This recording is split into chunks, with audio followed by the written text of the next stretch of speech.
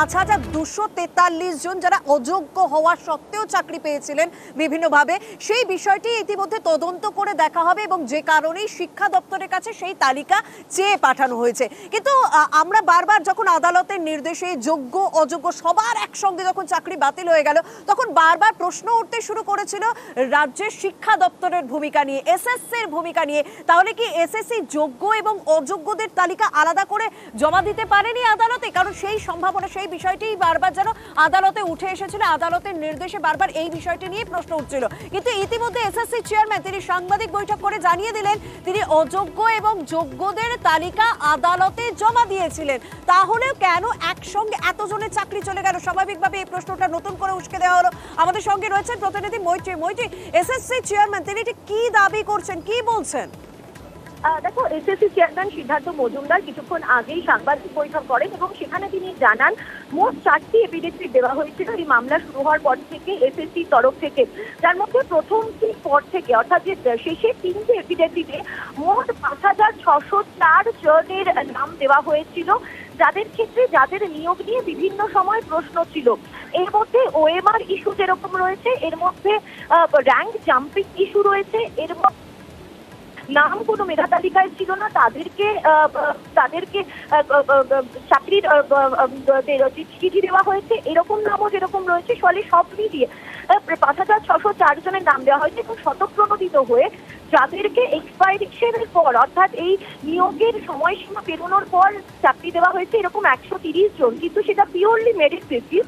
সেই 130 জনের তথ্য কিন্তু অতিরিক্তভাবে জানানো হয়েছিল। ফলে সব মিলিয়ে 5,600 জনেরও বেশি তথ্য আদালতের কাছে জমা দেওয়া হয়েছিল, এমনটাই কিন্তু দাবি করছে।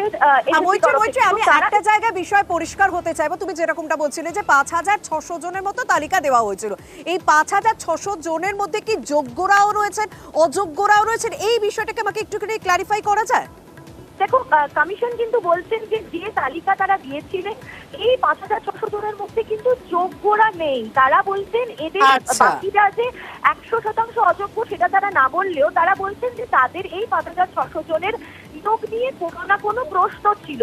এর মধ্যে কিছু কেস যারা একেবারে অযোগ্য এবং যাদের মধ্যে অধিকাংশই হচ্ছেন অযোগ্য, এবং কিছু সংখ্যক, সামান্য সংখ্যক যাদের ওএমআর শিটের কিছু সমস্যা ছিল, যাদের নিয়োগ নিয়ে কিছু সমস্যা ছিল, কিছু প্রশ্ন উঠেছিল বা উঠতে পারতো, সেই সমস্যা রয়েছে। এরকম 5,600 জনের তারা তালিকা দিয়েছেন এবং তারা যেটা জানাচ্ছেন যে এই এফিডেভিট চাইলে যে কেউ অ্যাক্সেস করতে পারবেন এবং এই যে তালিকা এসএসসির তরফ থেকে দেওয়া হয়েছে সেটা কিন্তু যে কেউ দেখতে পারবেন।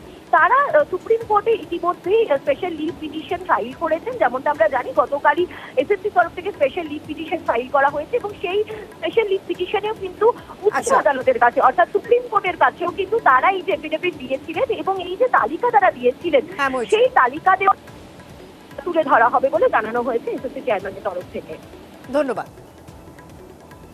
আমরা এফিডেভিট দিয়েছিলাম যে to the best of our knowledge and belief যে মানে কোট আনকোট অযোগ্যদের তালিকা বলতে যা বোঝানো হচ্ছে সেই তালিকা কিন্তু আমরা মহামান্য আদালতের কাছে পেশ করেছিলাম হলফনামার মাধ্যমে।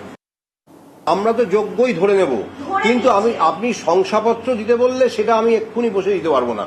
তাহলে আমাকে কিন্তু বাকি 19,000 জনের সমস্ত যে প্যারামিটার্স আমাকে মিলিয়ে আবার দেখতে হবে। আজকে মহামান্য আদালতের যদি কোনো নির্দেশ থাকে সেটা যত কঠিন হোক সেটা আমরা পালন করি। এটা সুমোটো এই কাজ করা হয় না। যদি আজকে মহামান্য সুপ্রিম কোর্ট নির্দেশ দেন তুমি পুরো প্যানেল তোমার সেটাতে চেক করো, আমাকে সেটা করতে হবে। হাওয়েভার লেবোরিয়াস, আমাদের কাছে সবার তো মাধ্যমিক উচ্চ মাধ্যমিক সার্টিফিকেট নেই, তাহলে সবাইকে ডেকে সেগুলো মেলাতে হবে।